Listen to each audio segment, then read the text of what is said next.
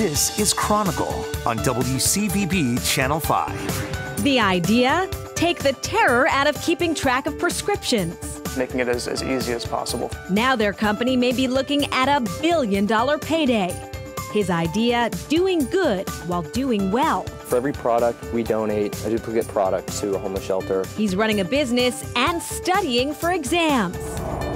This serial start-upper doesn't mind defeat. I see failure as a really positive thing. These successful businesswomen want to grow the next generation. You're not just getting the check, you're getting this amazing network of women. He traded in his suit for a pair of overalls. It's dusty, it can be dirty, but every day is great, every day is fun. Stories of risk and reward. Entrepreneurs, next on Chronicle.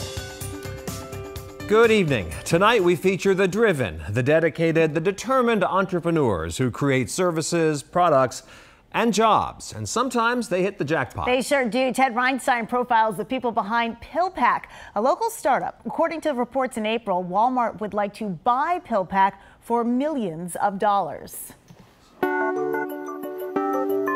For many who have chronic illnesses, managing medications adds insult to injury. The issues of managing pills and refills, even insurance, are what the Somerville-based company PillPack hopes to address. I'm really trying to take this from a process that's really burdensome and complicated and making it as easy as possible for the customer that takes multiple medications a day. You have to be a partner to the customer. It's about not just helping them process a single prescription, it's about really understanding what is the full set of medications that they're taking, how do they fit together. PillPack aggregates a customer's prescriptions into one package, delivered straight from their Manchester, New Hampshire facility to customers' doors. That's right, no more trekking to a local pharmacy for refills. Medications are conveniently packaged by the dose, so you'll never have to remember if you've taken your pills. Parker & Cohen, it turns out, had personal reasons for founding PillPack. My dad was actually a pharmacist. One of the first jobs that I ever had was working in the pharmacy, and so I used to count pills behind the counter and check people out at the register. And I actually used to deliver people their meds at home. Parker says he consistently saw customers struggling to fill their pill boxes accurately and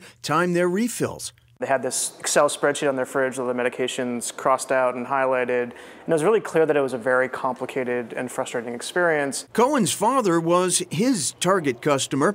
He'd suffered multiple heart attacks and beaten cancer twice. I interrupted him one time filling his pill box, and he bumped it, knocking absolutely every pill off. And he looked up at me when it happened. I'll never forget that moment. It was this moment of just sheer terror. And I realized then there was just a deep-seated bit of emotion wrapped up in filling the pillbox and in managing the complexity around these medications. The founders say their target demographic isn't just older folks.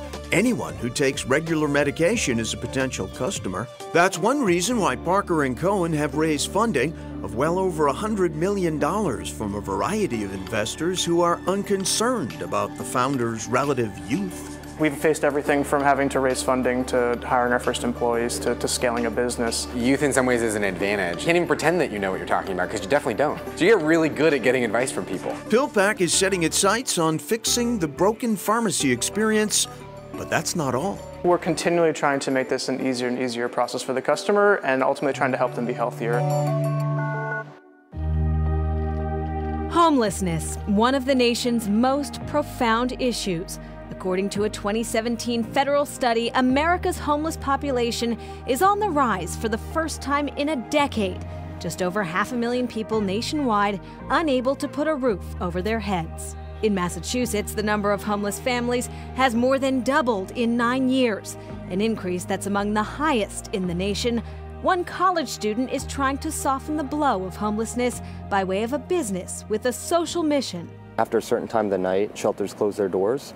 And if they're not inside by, say, 7 or 8 o'clock at night, they'll be subjected to rain and snow and other elements. So the idea of having a blanket with a waterproof side would provide them some protection from the rain and snow. Maxwell Perry came up with the idea for Beantown Blankets as part of an entrepreneurship class at Babson College. For every product, we donate a duplicate product to a homeless shelter in Boston, or if a company's in a different city, to a shelter of their choice. You might recognize that one-for-one model. Businesses like Tom's Shoes and Warby Parker have found immense success donating a pair of shoes or glasses for every pair purchased. Beantown Blankets is already a hit with corporate customers including Delta and American Airlines, Reebok, Subaru, and Comcast, many ordering hundreds of blankets at a time. They make really good gifts to give to their employees, as they're a gift that not only is useful, but can also give back. The beneficiary of Beantown Blankets here in Boston, shelters like the Pine Street Inn and Rosie's Place. Michael Andrick is director of outreach at the Pine Street Inn, which has received 1,000 blankets in just 1 year. It's just been an incredible partnership, and we're very grateful. We use the blankets with our outreach teams in our vans, and the blankets are given out to persons who are sleeping on the streets. Andrick says it might look simple, but on a brutal winter night, a gift of a blanket can save a life or deepen a relationship. They act as a vehicle for us to continue to build trust with folks who are sleeping outside and build some rapport with them, so they'll think about some different choices as far as coming inside. After he graduates, Maxwell plans to grow Beantown Blankets nationwide. We are working to now expand into New York, Atlanta, and LA, and reach shelters across the U.S. is kind of our goal for this year. And Beantown Blankets is actually growing. They've expanded their product lines beyond blankets. They now have fleece-lined beanies, and they're planning to add some more warm gear as well. Yeah, and their success really is a testament to Maxwell's persistence. He once sent out 3,000 emails to various businesses asking them to partner with him. So he's not afraid to go out there and ask and get and succeed, which he's doing. She's on her second business, third career. And it was all about failing forward, failing fast. The local woman making Moroccan magic.